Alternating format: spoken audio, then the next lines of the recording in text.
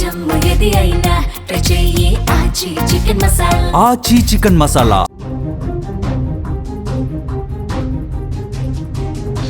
మహబూబ్ నగర్ జిల్లాలో విషాదం నెలకొంది. విద్యుత్ షాక్ తో యువకుడు మృతి చెందాడు. మరో నెల రోజుల్లో పెళ్లున్నట్టుగా కూడా తెలుస్తోంది. ఈ టైంలోనే ఇంట్లో ఫ్లోరింగ్ పనులు చేయిస్తూ ఉండగా కూడా ప్రమాదం చోటు చేసుకున్నట్టుగా మనకైతే సమాచారం అందుతుంది. ఈ ప్రమాదంలో రవి అక్కడికక్కడే మృతి చెందినట్లుగా కూడా తెలుస్తోంది. జీవితం అంటేనే ఒక ఆశల హరివిల్లు, అందులోనూ పెళ్ళంటే 100 ఏళ్ల జీవితానికి వేసే పునాది. మరో నెల రోజుల్లో ఆ ఇంట్లో పెళ్లి బాజాలు మోకాలే. బంధుమిత్రుల కోలాహలం వినిపించాలి.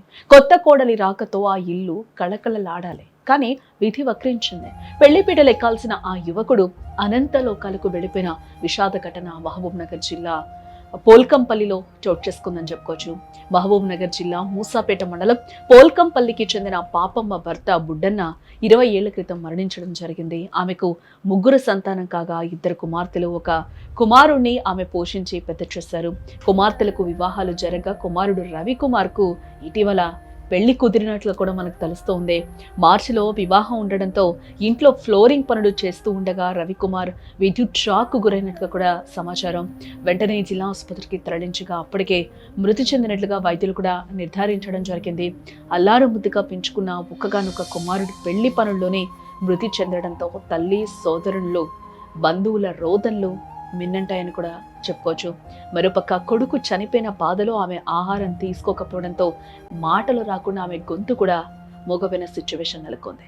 అల్లారు ముద్దుగా పెరిగిన కొడుకు పోలేపల్లి సెజ్లో శిల్ప ఫార్మ్ కంపెనీలో పనిచేస్తూ కుటుంబాన్ని నెట్టుకొస్తూ ఉన్నాడు. అప్పుడు తండ్రి, ఇప్పుడు కొడుకు మృతితో ఆ కుటుంబానికి పెద్ద దిక్కు కరువైందని కూడా చెప్పుకోవచ్చు. అక్క అవుతుంది వాళ్ళకు వీళ్ళకు 15 సంవత్సరాల నుంచి విపరీతమైన గొడవలు ఉన్నాయి.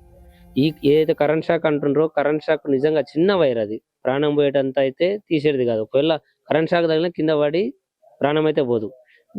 ఇక్కడ వచ్చి చూస్తే అప్పటికి హౌస్ లో నిమ్మకాయలు ఉన్నాయి. మనం అవి వేరే వాళ్ళు తీసి బయటకు వేసి మేము చూసినాము. కాకపోతే వీడియోలు అవేం తీసుకోలేదు. మనకు సాక్ష్యం ఏం సార్ అంటే అక్కడ చీపురు కట్టెలు పెట్టిండ్రు, బయట ముందల చెప్పులకు చీలలు కొట్టిండ్రు, దానికి జీడి గింజలు, నిమ్మకాయలు ఏంటి చేసిండ్రు సార్. ఇంటి వెనుక కంప కొట్టిండ్రు. వాళ్ళు గొడవ పెట్టుకుని రేపటి వరకు నేను ఉంటే చూడు నేను చంపుతామని అన్నారు. మాకు నమ్మకం ఉంది, మీరు విచారణ చేయాలని పోలీస్ కంప్లైంట్ కూడా ఇచ్చి వచ్చినాం సార్. లేచి బాత్రూమ్కి వెళ్ళొచ్చి కొంతసేపు పండుకున్నంట. కానీ మా అన్నకు ఆ రోజు నైట్ మొత్తం నిద్ర పట్టలేదు. ఇంట్లోకి బయటికి ఎప్పుడు లేచేది కాదు. అంత మార్నింగ్ బెడ్ వేసారు కాబట్టి మోటార్ పట్టడానికి ప్లగ్ పెట్టడానికి వెళ్ళిండు. ఫస్ట్ మోటార్ మూత ఊసిపోతే తీసి పెట్టడానికి వెళ్ళిండు. అక్కడ నిమ్మకాయలు ఏమో ఉన్నాయంట. అది మాకు ఎవరికి చెప్పలేడు మా అన్న. మాకు తర్వాత వేరే వాళ్ళ ద్వారా తెలిసింది, చూసిన వాళ్ళు చెప్పిండ్రు.